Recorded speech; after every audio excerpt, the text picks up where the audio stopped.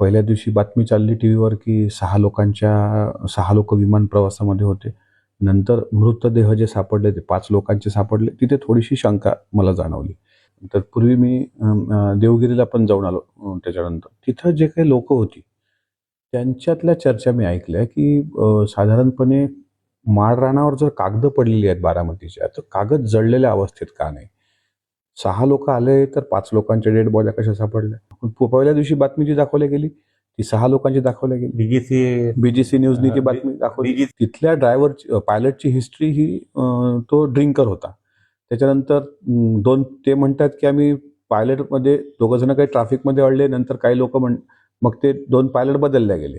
दुसरं असं महत्त्वाचं आहे की ज्यावेळेस राऊरकेलामध्ये विमान अपघात झाला ओडिसाच्या, त्यावेळेस विमान अपघातावेळी विमानाचा स्फोट झालेला नाही. ते विमान असं लँड होताना दिसते, पण ते पडलेलं दिसते.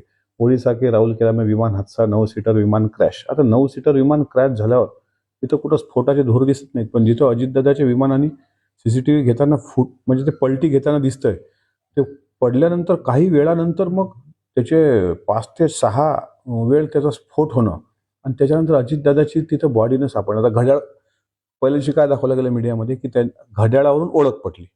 घड्याळच कुठं गायब आहे? ती घड्याळ कुठे आहे मला सांगा बरं, कुठे आहे ती घड्याळ? त्याच्यामुळे ह्या सगळ्या शंका कुशंका याला थोडंसं मला असं वाटतं ह्या महाराष्ट्राच्या मनातल्या आहेत. हे विचारणं काही गैर नाही आहे. पायलट का बदलल्या गेले हे माझी पहिली शंका.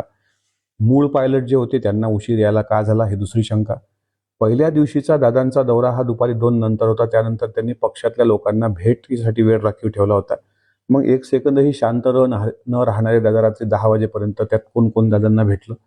दुसऱ्या दिवशी म्हणजे त्या दिवशी दादा ताफा घेऊन सरळ पुण्याला जाणार होते. पुण्यावरून बारामतीला त्यांच्या ड्रायव्हरनी पण सांगितलेलं आहे काकांनी. त्याच्यानंतर ते अचानकपणे विमानात जायला कोणी सांगितलं, कशा सभा दुसऱ्या दिवशी कोणी घेतल्या, हे सगळं गुपित रहस्य आहे.